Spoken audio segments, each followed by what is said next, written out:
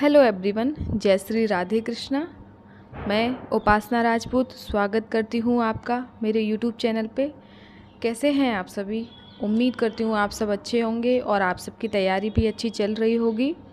तो आज हम बात करेंगे रीट मेंस 2026 के बारे में। इस एग्ज़ाम के लिए सिर्फ अपने पास 3 महीने बचे हैं, जिनमें से एक महीने में अपना सबसे महत्वपूर्ण त्यौहार है। तो उस बीच हमें किस तरीके से अपनी तैयारी को मेंटेन करके रखना है, वो सारी बातें पे चर्चा करेंगे। देखो, कुछ लोगों के लिए सिर्फ ये एक महज एक 3rd ग्रेड का एग्ज़ाम है, लेकिन कुछ लोगों के लिए ये एक जीवन का अहम एग्ज़ाम है। ठीक है, दोनों बिंदुओं को अच्छे से समझने की कोशिश करना। जिन लोगों के पास कोई जॉब है ऑलरेडी, या फिर जो फाइनेंशियली स्टेबल हैं, वो ये सोच के चलते कि क्या है, एक रीट का एग्ज़ाम तो है, आराम से क्लियर हो जाएगा। लेकिन जिनके पास कुछ नहीं है, जिनका इकोनॉमिक स्टेटस सही नहीं है, जिनके परिवार में किसी की जॉब नहीं है, जो बेचारे सुबह से शाम दिन भर ताने सुनते हैं, उनके लिए रीट हुआ, 4th ग्रेड हुआ, ये महज एक पेपर नहीं है, ये उनकी जीवन को संवार देने वाला एक चांस है। ठीक है, और वो इसकी इम्पोर्टेंस वो ही जानते हैं कि उनके लिए ये एग्ज़ाम क्या है। ठीक है, तो हर इंसान के लिए हर प्रोस्पेक्टिव अलग होता है हर चीज़ को देखने का। अब आप अपने आप को देखिए कि आप इस एग्ज़ाम को किस तरीके से देख रहे हो। ठीक है, ये एग्ज़ाम बचे हुए टाइम में क्रैक हो सकता है या नहीं हो सकता, ये सिर्फ़ और सिर्फ आप पे डिपेंड करता है। अभी टाइम है, टाइम रहते हुए संभल जाइए। अगर आप सोच रहे हो कि महज एक एग्ज़ाम ही तो है, हो जाएगा, और 3rd ग्रेड ही तो है, क्या है, तो आप इसको एक 3rd ग्रेड लेके, अभी अगर आपकी मेंटेलिटी ये है ना, तो आप मेरी बात मानो तो मत दीजिए इस एग्ज़ाम को आपकी ज़रूरत नहीं है, या फिर आपको एग्ज़ाम की कदर नहीं है। ठीक है, ये एग्ज़ाम उनके लिए है जो बेचारे दिन रात सुबह से शाम, कुछ ऐसी हाउस वाइफ होती हैं जो काम भी करती हैं और जलील भी होती हैं, उनसे पूछो कि ये एग्ज़ाम उनके लिए क्या है, उनकी लाइफ चेंज करने का एक ज़रिया समझती हैं वो, और है भी, और ये सिद्ध भी हो सकता है अगर वो चाहे तो। ठीक है, आप अगर उन तानों भरी दुनिया से बाहर निकलना चाहती हैं, अगर आप अपने लिए, अपने बच्चे के लिए कुछ करना चाहती हैं ना, तो ये आपके लिए एक लाइफ चेंजिंग अपॉर्चुनिटी है, और आप इसको खो मत देना कुछ गलतियों की वजह से। ठीक है, आज वही गलतियां मैं आपके साथ शेयर कर रही हूँ।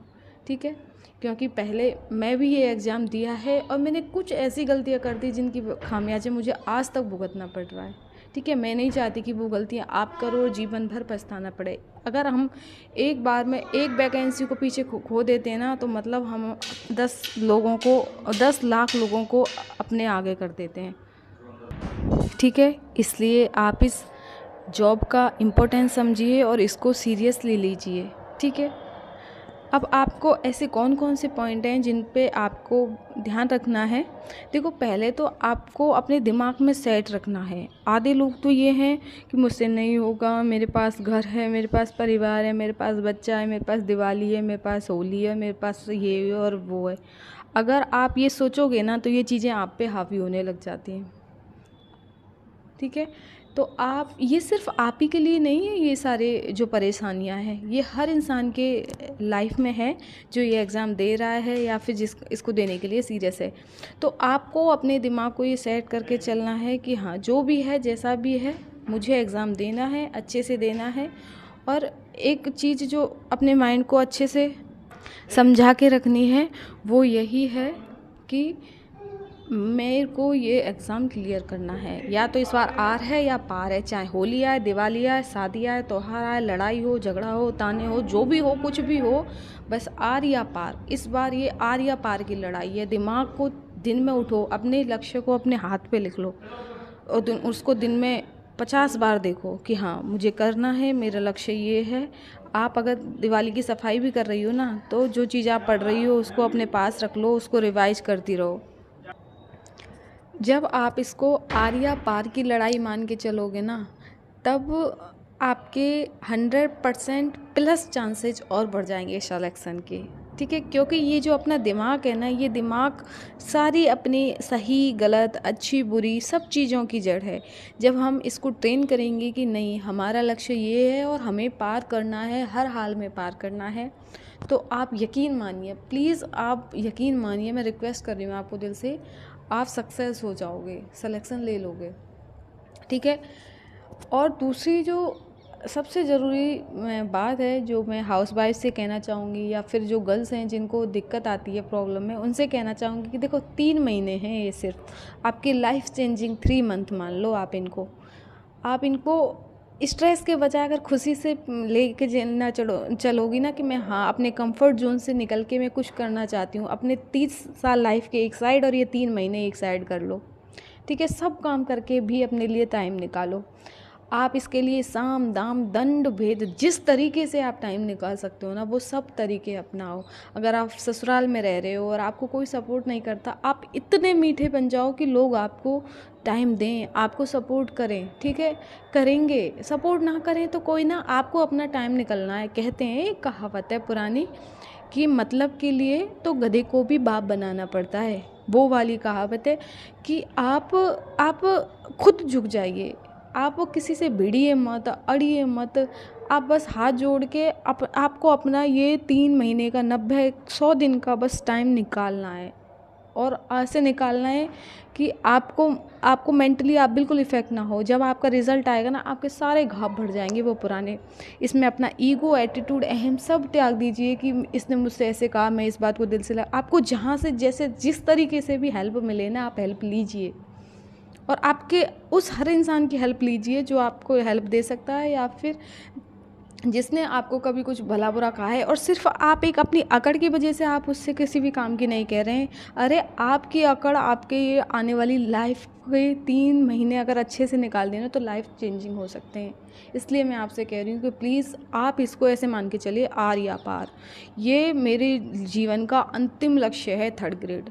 ये लिखिए, आप कहीं दीवार पे लिख लीजिए, आप सुबह उठते ही अपने हाथ पे लिख लीजिए, आप अपने मोबाइल की स्क्रीन पे लगा लीजिए कि 3rd ग्रेड टीचर मेरी लाइफ का अंतिम लक्ष्य है। इसके अलावा मैं किसी नौकरी को नहीं जानती, ना मैं कोई 1st ग्रेड जानती, ना मैं कोई 2nd ग्रेड जानती, ना नेट जानती, बस मुझे 3rd ग्रेड टीचर बनना है, और यही मेरी ज़िंदगी का सबसे अंतिम लक्ष्य है।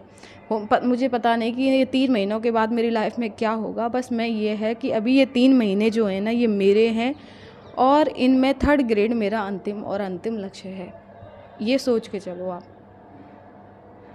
अभी से, इसी पल से, जब अगर आपको ये वीडियो मिले तभी से आप इस चीज़ को फॉलो करना शुरू कर दो। ठीक है।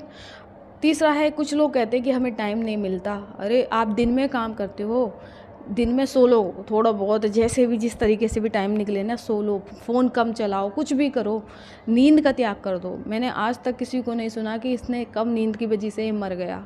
अगर आप जहाँ 8 घंटे सोते हो ना, आप 3 घंटे कर दो, और 5 घंटे आप पढ़ लो। अगर आप 3 घंटे सोओगे और 5 घंटे भी पढ़ोगे ना, आप मरोगे नहीं। आपको एक दिन प्रॉब्लम होगी, एक दिन हो सकता है आँखों में जलन हो, दूसरे दिन सिर दर्द हो, लेकिन आप 11 दिन का फॉर्मूला अपना के लो। 11वें दिन आपको आदत ना हो जाए ना, तो बताना। एक वो जो सर है ना अपने, वो किसकी तैयारी करवाते हैं, वो नीट वगैरह की अलग सर हैं, कौन से हैं वो, अलग सर ही देखें शायद, वो उनके उसमें एक बच्चा आया था, वो कह रहा था सर मैं पूरे दिन वो करता था बेलदारी, और रात में सिर्फ 3 घंटे सोता था, बाकी का टाइम पढ़ता था। वो लड़का ने लगातार 3 साल तक ऐसा किया था, जो अपन को तो सिर्फ 3 महीने करना है। ठीक है। अगर आपको लाइफ चेंज करनी है, अगर आपको हर मंथ 50,000 रुपये चाहिए ना, आपको अपना स्टेटस अच्छा करना है, आपको अपनी खोई हुई इज्जत वापस चाहिए, आपको ताने, अपने ससुराल की 4 दीवारी, अपने घर की 4 दीवारी, अपनी बाउंड्रीज, इनसे निकल के अपनी लाइफ इस्टेब्लिश करनी है ना, तो आपको ये सब करना पड़ेगा। ठीक है। सिर्फ 3 महीने, अगर आप 3 घंटे की भी नींद ले लोगे ना, तो मरोगे तो है नहीं, बाकी का तुम्हारे जो भी है होने दो, बस मरोगे नहीं। और मरना ही मतलब मरने ही नहीं चाहिए, और सारे काम हो जाएं, कोई दिक्कत नहीं है। ठीक है। इसको आप अपना लाइफ का अंतिम गोल बना लो। नींद नींद कहते हैं ना, रात तो अपने बाप की है। वो एक कहावत भी बोलती है कि रात तो अपने बाप की है। दिन में चाहे कोई अपन से कितना भी काम करवा ले, कितनी भी साफ़ सफाई करवा ले, कुछ हाउस वाइफ ऐसी होती हैं वो कहती हैं हमें टाइम नहीं मिलता, ये नहीं मिलता, वो नहीं मिलता। अरे क्यों नहीं मिलता टाइम? रात में आपकी सास आपको जग के यूँ नहीं कहती हाँ जग के बैठ जाओ, दंड बैठक कर। रात आपकी है। जहाँ आप 10 घंटे सोती हो, ये सब बहाने हैं आपके, कुछ नहीं है। जहाँ आप 10 घंटे की नींद लेती हो ना, वहाँ आप उन 2 घंटे का मोबाइल कम कर दो, 3 घंटे की नींद लो। बाकी के 5 घंटे भी अगर अब से और आप आने वाले एग्ज़ाम के टाइम पे 6 घंटे भी देती हो ना रेगुलर, आपका कैसे नहीं होगा सिलेक्शन? अरे ईमानदारी तो रखो। और कहते हैं ये क़यामत, ये नियति है ना, ज़रूर साथ देती है आपका। अगर आपने 5 घंटे की पढ़ाई करी और 5 घंटे आपको एक्स्ट्रा आपने अपने घर के कामों में खर्च किया है ना, तो नियति किसी का रखती नहीं है, आपको उस 10 घंटे का रिज़ल्ट देती है नियति। आप हमेशा याद रखना, भगवान कर्म को कभी नहीं रखता, जो बोते हैं ना वही काटते हैं। अगर आप 5 घंटे अपनी पढ़ाई को दे रहे हैं ईमानदारी से और 5 घंटे आप ईमानदारी से अपने घर के काम को दे रहे हैं ना, तो आपको यकीन मानिए 10 घंटे का रिजल्ट मिलेगा। ये है ना भाग्य और नियति, इसी को बोला जाता है। क्योंकि जो ईमानदारी से होते हैं ना, जो अपने कार्य में ईमानदारी रखते हैं, भाग्य भी उसी का साथ देता है। ये नहीं कि तुम दूसरों पे ब्लेम करते हो, कुछ भी कहते हो। अगर आप नेगेटिव चीज़ों को छोड़ के पॉजिटिव चीज़ों की साइड ध्यान दोगे ना, तो आपका अपने लाइफ को देखने का नज़रिया ही बदल जाएगा।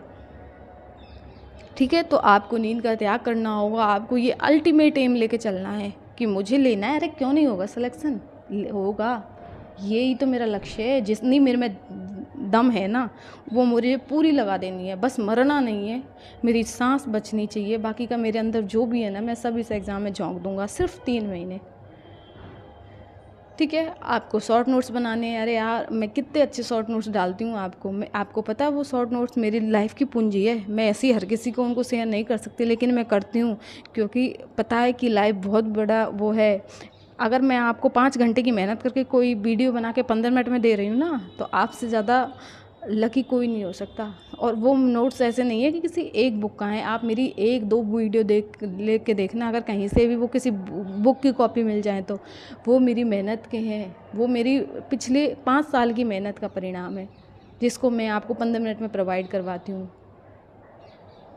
आप उनको नोट्स बना लो।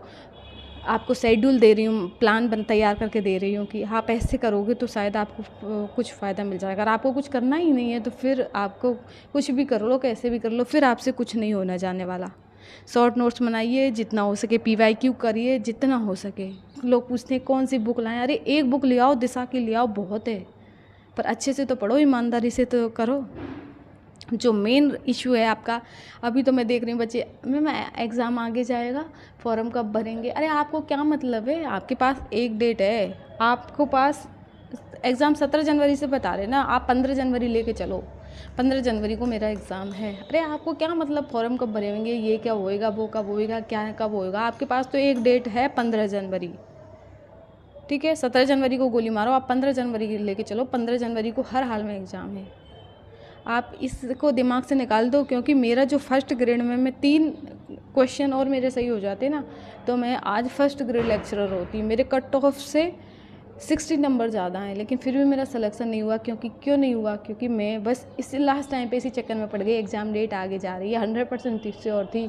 मुझे पूछो, मुझे मेरे अंदर से कितना वो निकलता है। सिर्फ एक सर पे भरोसा किया मैंने, और उसने आज वो मस्त है, कुछ नहीं है उसको, मस्त मज़े से वीडियो डालता है। अरे उसकी एक मेरा जुबान ही प्रमाण है, उसने मेरे जैसे जाने कितने बच्चों की ज़िंदगी ख़राब कर दी उसके इस कॉन्फिडेंस ने। अरे कॉन्फिडेंस अच्छा है, लेकिन तुम अपने बच्चों के फ्यूचर के साथ खिलवाड़ कर रहे हो। बहुत सारा आएंगे अब एग्ज़ाम डेट आगे जाएगी, और बहुत मूर्ख लोग उसकी बातों पे भरोसा करेंगे। मूर्ख ही बोलूँ मैं, मूर्ख नहीं, आपको भोले वाले लोग बोलूँगी।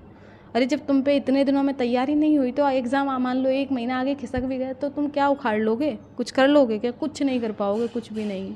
बस इसमें उलझे रह जाओगे। एग्ज़ाम आगे जाएगा, एग्ज़ाम आगे जाएगा, एग्ज़ाम आगे जाएगा। अरे तुम्हारे पास डेट है, तैयारी करो ना। क्यों कायरन की तरह एग्ज़ाम डेट ने आगे की न देखना चाह रहे हैं कि एग्ज़ाम डेट आगे जाए? मेरे को जितना बताना था यही है कि इन चक्करों में मत पड़ो, तैयारी करो, तैयारी करो और तैयारी करो। आई होप आपको मेरी बात समझ में आई हो। ना समझ में आई हो तो भी कोई बात नहीं। आज के लिए इतना ही, ठीक है।